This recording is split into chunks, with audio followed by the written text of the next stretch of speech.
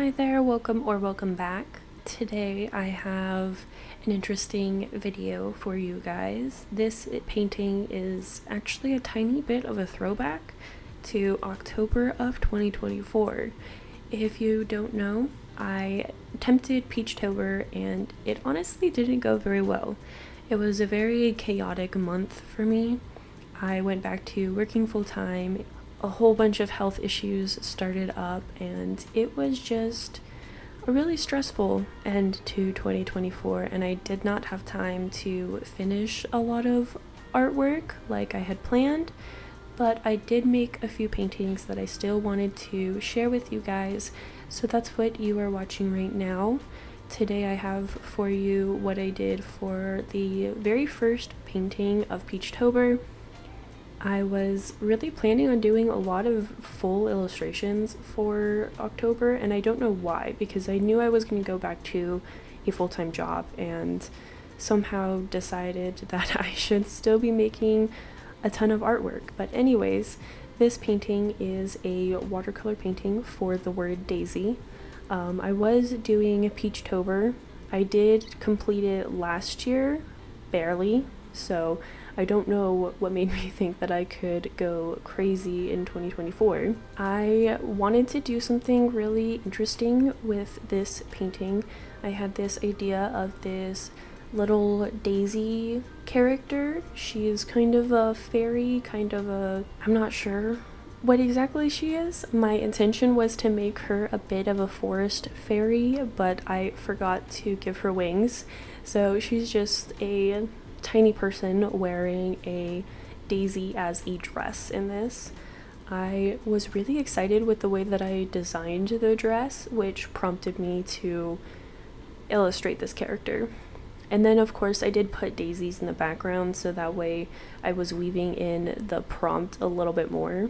I first went into the painting putting down base layers for the background, some of the grass blades and flowers, then moving into the mushrooms in the foreground.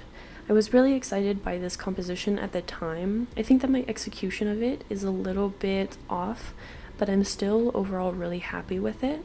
I think that my favorite decision that I came up with was to put all kinds of critters in the illustration.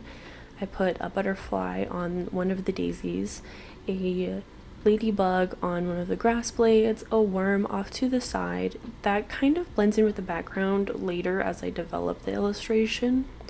And the snail, that is my favorite part of this painting. I absolutely love how the snail comes out. Absolutely adorable. I think that I really struggled with trying to figure out how I wanted the values to play together in that area where the snail and the character are interacting. So I think it ends up being a little bit strange, but I think that I got it to a good place at the end. Going into shading our main character, I struggled a lot because I was trying to give her that really intense shading from above look, but I think that I'm still having a pretty hard time doing a lot of shading and pushing my values when it comes to watercolor especially. Most of the time when you put down a layer of watercolor, it dries much lighter than what it was when it was wet, so I have a really hard time with that sometimes. Going into painting the mushrooms, they were going really well in terms of value. I think that I actually learned a lot about painting with watercolor in this illustration because I sort of started focusing on values at this point where I was shading the mushrooms, trying to make sure that I was incorporating shadows in the right areas and a little bit of depth with each of the grass blades in the background. I wish that I had done a little bit more preparation for the illustration, but I did plan on doing as much work as this illustration for all of the other ones, so I didn't want to dive too much into the planning process. The biggest mistake that I made early on was adding details to the stems of the mushroom. I started going in after I had a good base coat for everything, and after I started rendering the mushrooms a bit more. I got to a spot where I was pretty happy with the shading on the stems, and then I started working on the snail. I tried to do some really interesting lighting with the shell.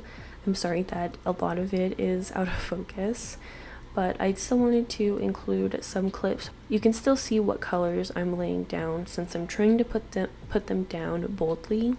I'm trying to do a kind of bounce light situation while still getting in the texture and colors from the background. I'm trying to still get in the texture of the shell while including colors from the surrounding area to make it look like it has some shine and bounce light to it later. It's really difficult to paint like really shiny surfaces. I'm trying to get better at incorporating texture into my illustrations because I think that it's definitely something that I don't consider a lot when I'm painting, and I should be putting that into the planning process. So as you can see while I'm painting this snail, I'm definitely trying to keep some separation between the snail and the background, but I do start to struggle with that when the values of the snail's face become really similar to the values of the stem behind the snail's face. I do end up having to remove a lot of what I liked from the stem behind the snail and completely darkening that way that the snail can pop more off of it. I should have done at least a value study or like tested the values and colors before diving into this piece. You'll notice throughout the painting process that I will go back and forth between adding values to different areas in these focal points and then also going back with a super vibrant color to bring back some of the saturation to those areas. I think that's my favorite technique so far, and I'm definitely learning how to try to balance implementing values and adding in washes of color to bring back the liveliness of what I'm painting. As you'll notice, when I've been going in and painting the mushrooms, they look really vibrant and bright when I put them down, but then I keep adding layers and somehow it ends up looking kind of dull and lifeless. I go back in with a neon orange to bring back some of the bright color that there was before, and that's something that I definitely want to bring to some of my other artwork, is just focusing on the values first and then going back in with a super high saturated color to bring back in the hue that I want for what I'm painting. It's something that I've forgotten since working on this illustration that I do want to bring back. Later on in this illustration, I do go back in with gouache to try to clean up some of the mistakes that I make in the background. I struggled a lot with trying to get the look that I wanted, and I don't think that I quite captured it the way that I had imagined, but I think that using gouache to dial back the places where I kind of went overboard helped a lot.